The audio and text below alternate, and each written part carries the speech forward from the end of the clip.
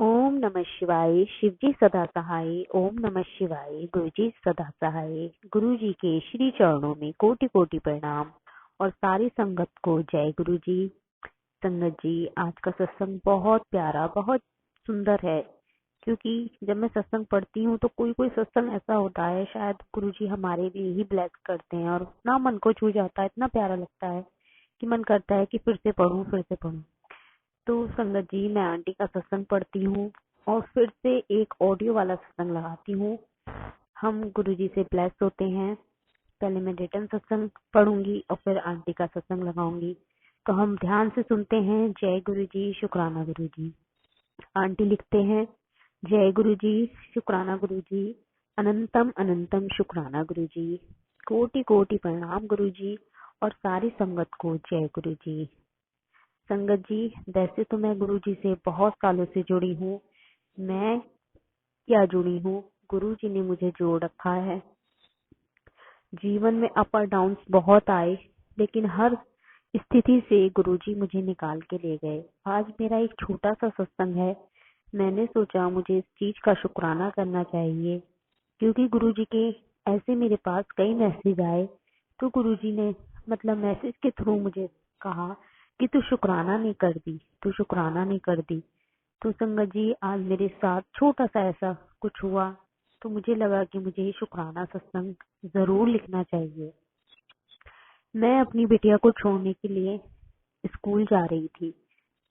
तो मुझे स्कूल जाने में लगभग 15 से 20 मिनट जाना और 15 से 20 मिनट आने में लग जाता है। हम ऑटो या रिक्शा से जाते हैं।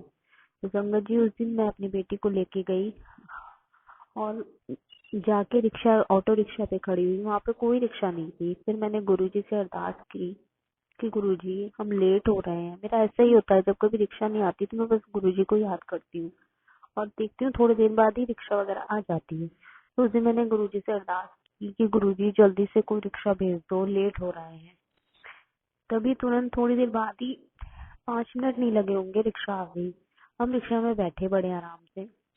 जैसे ही मेरी बेटी का स्कूल आया और मैंने अपनी बेटी के कमर पे बैग टंगाया, उसे उतारने के लिए जैसे मैं उतरी तो मुझे मेरे घुटने में लोहे की ऐसी कोई चीज जो रिक्शा में निकली हुई थी, वो मेरे ऐसे लगी।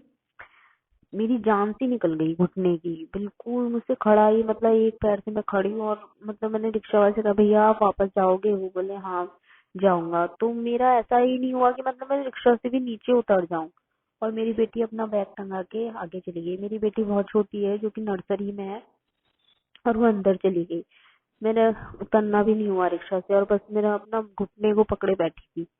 और जैसे ही रिक्शा वाले ने घुमाई रिक्शा, बस मेरे मुंह से वाहे गुरु निकलता रहा और मैं मतलब अपने घुटने को ऐसे सहलाती रही। और संगत जी, आप यकीन नहीं मानोगे, कुछ टाइम तक तो मेरा ध्यान मेरे घुटने के दर्द पर था, क्योंकि मुझे बिल्कुल ऐसा हो रहा था कि जैसे पता नहीं क्या जान सी निकल गई है घुटने घुटने की।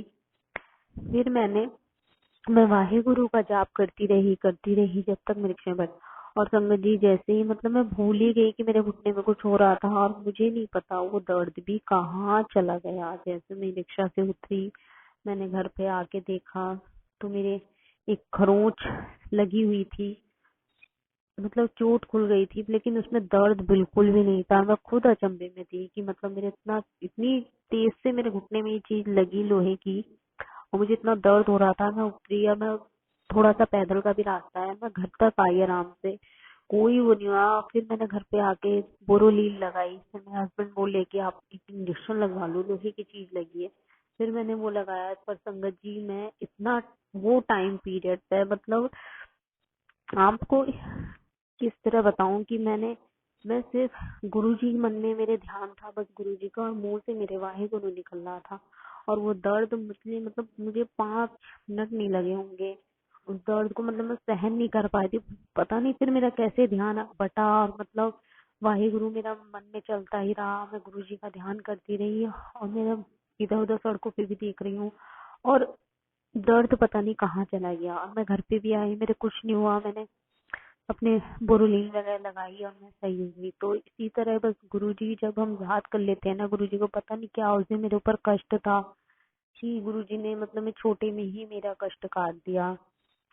संगत जी, बस गुरुजी का ये छोटी छोटी बात पर गुरुजी हमारा कल्याण कर जाते हैं, हमारी रक्षा कर जाते हैं। तो गुरुजी आपका बहुत बहुत थैंक यू मेरा हर पल साथ निभाने के लिए।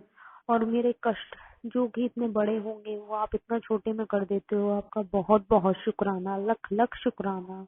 और मैं अपने सत्संग को यहीं पर विराम देती हूँ। ओम नमः शिवाय, शिव जी सदा सहाय। ओम नमः शिवाय, गुरु जी सदा सहाय।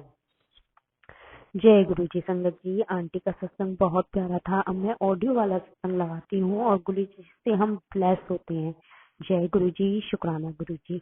और हाँ संगत जी, अगर आप अपना सत्संग शेयर करना चाहते हैं तो हमारे इस नंबर पर अपनी ऑडियो, वीडियो या रिटर्न में इस सत्संग को भेज सकते हैं। जय गुरु जी, शुक्राना गुरु जी। जय गुरु जी। संगत जी, ये मेरा पहला शुक्राना सत्संग है और मैं अपना शुक्राना सत्संग गुरु जी के मंत्र जाप से कहना चाहूँगी। ओम नमः शिवाय, शिव जी सदा सहाय। ओम नमः शिवाय, गुरु जी सदा सहाय। जय गुरु जी, शुक्राना गुरु जी। संगत जी, पिछले 2024 में अगस्त महीने में मेरी बेटी के मुंह में कुछ छाले से निकल आए थे, जिसे हम छाले ही समझ रहे थे, पर वो कुछ और था। मतलब कि उसको पहले बुखार आया था, फिर इसके बाद मेडिसिन उसे मैंने दिलाई डॉक्टर से, उससे पता नहीं उसे क्या हुआ, उसकी मेडिसिन की कोई गर्मी से तो उसका जो गला था संगत जी वो पक चुका था। जय गुरु जी, शुक्राना गुरु जी। तो मैंने फिर दिखाया, डॉक्टर ने कहा कि ये छाले नहीं हैं और ये इसका गला पक गया है अंदर से। संगत जी, आप मानोगे नहीं कि उसका गला इतना पक गया था और मेडिसिन भी नहीं लग रही थी उसे। तो मैं इस वजह से सोच रही थी, मेरे मन में गलत ख्याल आ रहे थे और इतने कैंसर से रिलेटेड सत्संग भी आ रहे थे सामने, इसी वजह से मैं काफ़ी परेशान थी। पर मैं गुरुजी से अरदास लगा रही थी, गुरुजी प्लीज़ कुछ कीजिए, इसका गला ठीक कीजिए। तो संगत जी, इससे आराम नहीं पड़ा। तो इसी बीच राखी आई अगस्त में, तो मैं अपने मायके गई। मायके में मैंने बताया तो उन्होंने कहा एक वेद जी हैं कुछ घर के थोड़ा सा पास में ही है, तो आप वहाँ जाके दिखाइए। वहाँ मेरी मौसी ने बोला कि आप वहाँ पर दिखाओ, और सब आते हैं वहाँ पर दूर दूर से। तो मैं गुरुजी से अरदास करके गई, अच्छी तरह से प्रेयर करा, मैंने प्रेयर की। और जब मैं वहाँ गई तो आप विश्वास नहीं करेंगे संगत जी, जय गुरु जी, कि वहाँ पे एक शिव मंदिर था जो वेद जी ही का था, और वहाँ ओम ओम ही ओम बने हुए थे मंदिर में। तो वहीं से मुझे पता लग गया गुरु जी की ये ब्लेसिंग है, और मेरी बेटी यहीं से ठीक हो जाएगी। और जहाँ इसे दवाइयाँ नहीं लग रही थी, गला इतना पक चुका था कि मैं रोने भी लगी थी कि कहीं कुछ हो ना जाए, क्यों ये हो रहा है। क्योंकि संगत जी वो काफ़ी बीमार रहती थी, कभी कुछ, और इस बार कभी कान की प्रॉब्लम, इस बार वो सब नहीं तो ये गले की इतनी बड़ी प्रॉब्लम कि उसका मुंह भी नहीं खुल पा रहा था। और वो काफ़ी 10-15 दिन से कुछ नहीं खा पा रही थी। ये मैंने वेद जी को बताया, पर थोड़ा सा होता है ना। बेटी बोल रही है डॉक्टर है, मैंने कहा नहीं ये वेद जी हैं। उन्होंने वाइट कलर का कुर्ता पजामा पहना हुआ था है। और फिर मैंने कहा ये सब मत देखो, उनकी दवाई देखो, विश्वास करो तब जाके दवाई लो और गुरुजी का नाम लो और सब ठीक हो जाएगा। तो उन्होंने पहले मुझे 2 दिन की दवाई दी। स्किन जो नवज़ होती है तो उसे वो पकड़ के देखा उन्होंने और बता दिया कि ये कुछ प्रॉब्लम बताई अभी ऐसी गले से रिलेटेड कि ये ठीक हो जाएगी। ये सुन के मैं बहुत खुश हुई, मैंने शुक्राना किया गुरुजी का। और मैं मेडिसिन लेकर गई आयुर्वेदिक घर पर और मैंने उसे खिलाई, और आप विश्वास नहीं करेंगे कि एक ही खुराक में उसे काफ़ी रिलीफ मिला।